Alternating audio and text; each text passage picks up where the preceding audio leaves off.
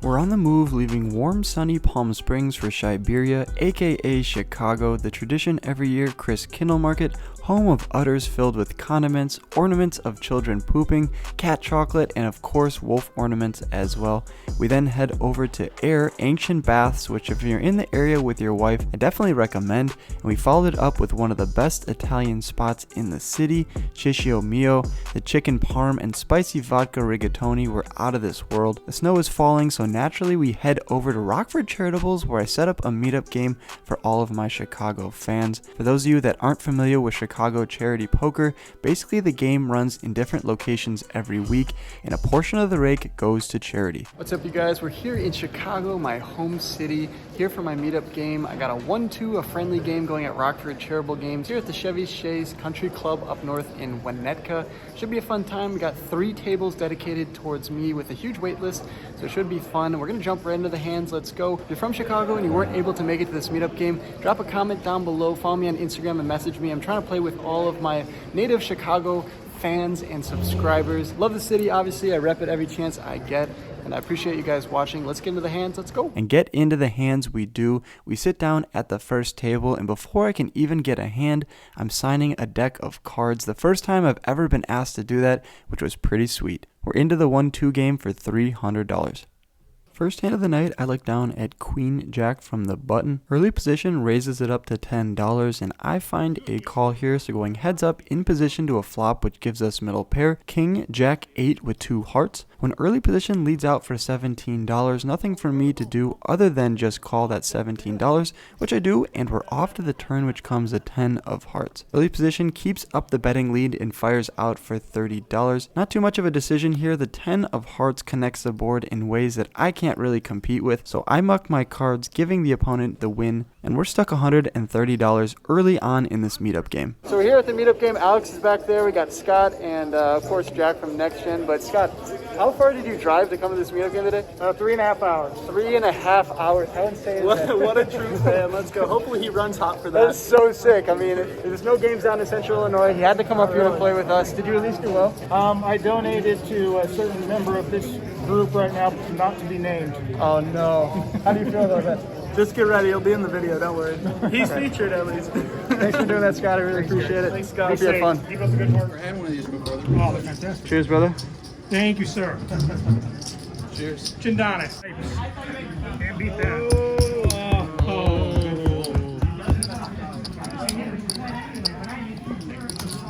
Somebody get that one off. We're both getting it. This is the best table to get a royal at because it's going to go everywhere. Royal flush at my meetup game. After witnessing all of that craziness go down, we look down at King Jack of clubs from the low jack. Middle position opens it up to $12, and there's 2 callers over to me. Having just seen a royal flush of the club variety in the last hand, I decide to pop this one up to $40. Tony in the middle position and the player to my right find a call. We're going 3 ways to a flop, which comes Queen Jack Jack. Bang! We flop 3 of a kind.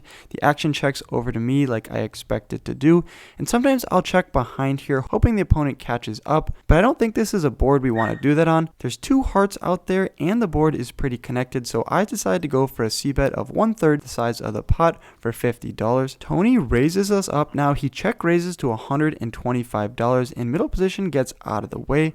He could be doing this with a stronger ace like ace jack or queen jack. That's pretty unlikely. More likely he has a hand like king 10 or a heart draw or a queen, just looking to find out where he's at in the hand. Additionally, he could be doing this with a worse jack, so I decided to put in the call and see what the turn brings in. When the turn comes the 6 of diamonds, actions on Tony. He goes all in for $150, and if I'm behind, I'm behind, but I snap call here. I turn over my cards immediately, and he shows jack 10 offsuit, an absolute dream situation, until the river comes the 6 of spades. Where did that come from? Now we're both chopping with a boat. Horrible card for us on the river. $400 getting divided equally, but nice hand over there, Tony, and yeah, no money for us to be made in that hand. We're stuck $270 on the session. No worries though. In the next hand, we look down at ace queen offsuit from the big blind.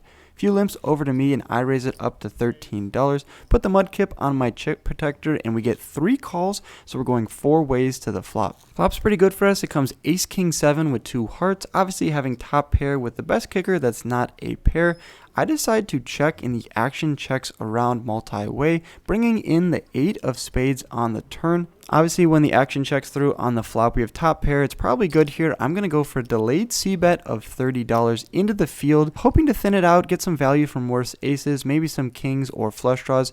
But to our surprise, everybody puts in the call. We're still 4 ways off to the river, which brings in the front door flush draw. It comes the 3 of hearts. I now decide to go for a check. Why? Obviously, the front door flush comes in. I have a strong hand though, so I'm probably not going to be folding to a bet here on the river. But an opponent could take this as a spot to go for a bluff representing the flush, even though they don't have one. Tony bets out for $60, and I put in the call, sticking to the plan. He could be doing this with some worse hands. And sure enough, my suspicions are correct. Tony yells out from across the table, "Is 9 high good?" 9 high good? No.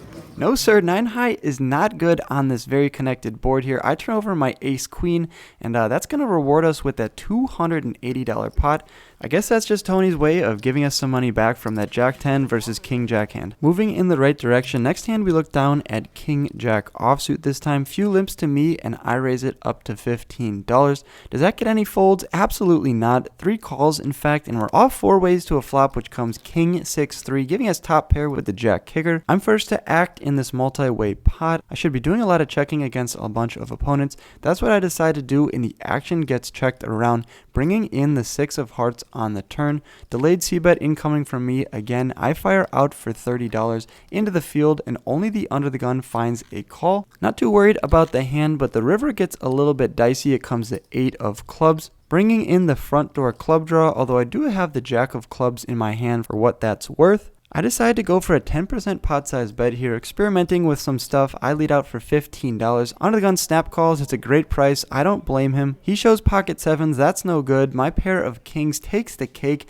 and we win that $150 pot. Moving in the right direction, we're only stuck $60 on this session. So we're here at the Meetup game. Jack is cashing out. How'd you do tonight, Jack? I was in for 800, had a few tough hands at the start, but cashed out for 715, so a little bit of a loss, but that's all right. But the moments that we shared together were priceless. Oh, exactly. From Dallas to Chicago, I'm also stuck, but you know, we're meeting a lot of cool people, having some beers. Chicago's a lot better action than we think. It's similar to Texas, but not quite the same. I mean, and there's like 30 tables going right now, which is insane. Like 5-2-5 games. Might have to hop into those. Jack's gonna leave us here, but we're gonna get back into the hands. If you haven't checked out Next Gen, go subscribe to them. They're super cool. Let's get into the hands. Let's go. Peace. As we say goodbye to Jack from Next Gen, we say hello to King Queen suited. I raise it up pre-flop to $11. Our buddy Mike puts in the call for $11, and we're off heads up to a flop, which comes King Jack 3 with 2 clubs. Top pair with the queen kicker has got to be good here, right? So I lead out for $15 into Mike, who finds a call.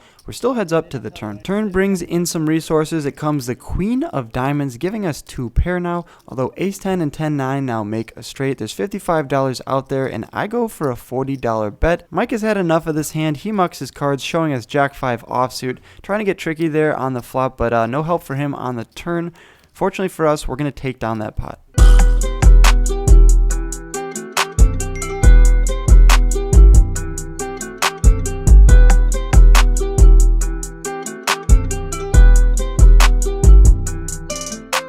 This next hand, we open our range and play Queen 9 of hearts. Early position raises it up to $5. The button and the small blind call, and I go for the re-raise now to $20. One of the limpers, Nicholas, now goes all in for $50, and the action folds back around to me. We're going to get the money in here. Queen 9 versus an unannounced hand. The flop comes 9-8-3 with 2 spades. Turn comes the 9 of diamonds, and the river comes the 8 of hearts. He turns over Queen 10 for just Queen high, and we're going to take that down with 9s full of 8s.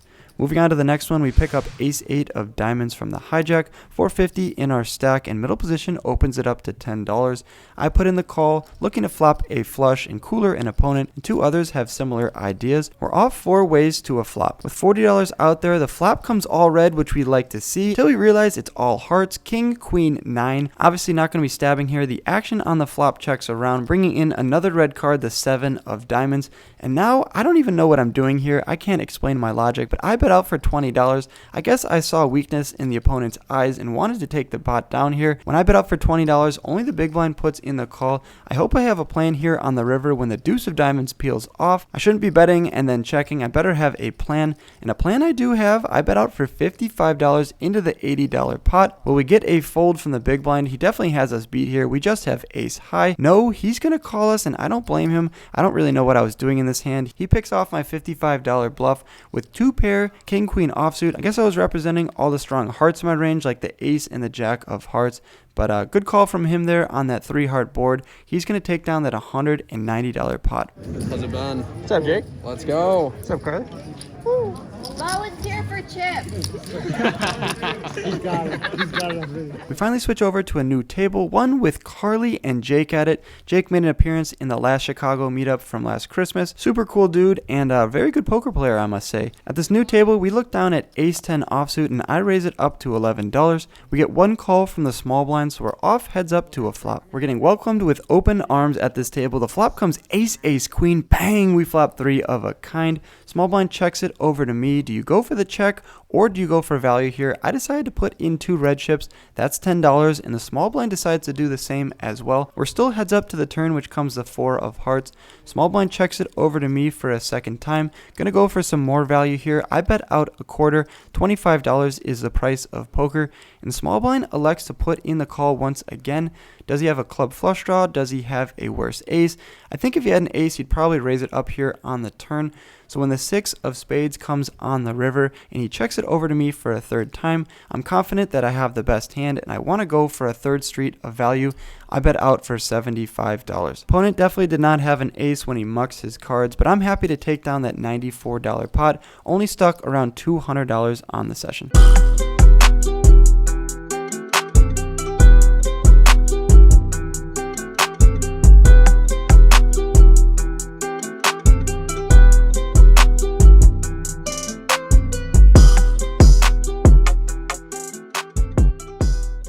We look down at the beautiful ace-king of clubs from the hijack. Middle position opens it up to $10. The player on my right finds a call. Obviously, I'm not putting in $10 with one of the best hands ever created in poker. I re-raised to $35. Probably could even be larger, somewhere between $45 and $50.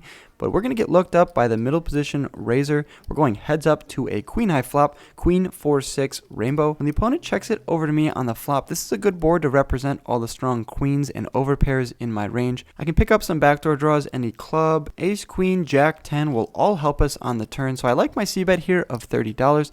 Middle position likes it as well. He puts in the call, and the 9 of spades on the turn is not a card that helps us in the slightest. So when middle position now bets out into us for $60, it's a strange line, but I can't continue with just ace king high here, so I make an easy fold. What would a vlog from me be without a pocket pair with a potential to hit a set? I look down at pocket 5s. Of course we got to play it. We're in early position. There's one limp and I raise it up to $10, just looking to build the size of a pot just in case that coveted 5 comes on the flop. There's 4 callers, so we're going 5 ways to the flop with pocket 5s. This is a sign. There's $50 out there as well. How many more 5s can we see? Oh, I don't know, maybe just one more on the flop. 7, 5, 3, bang, we flop middle set of 5s. The action checks over to me and there's $50 out there like I said. I'm going to go for a c-bet here. There's a lot of draws to get value from, so I like my $30 bet. You know who else likes that $30 bet? The hijack and the small blind. We're off 3 ways to the turn, which gives us a boat. We fill up when the 3 of hearts peels off. Small blind checks it over to me and I need to go for value again now. Any ace high flush draws or any 7 overpairs, they all need to pay us off for $55. 2 green chips and 1 red. The action's on hijack. He mucks his cards.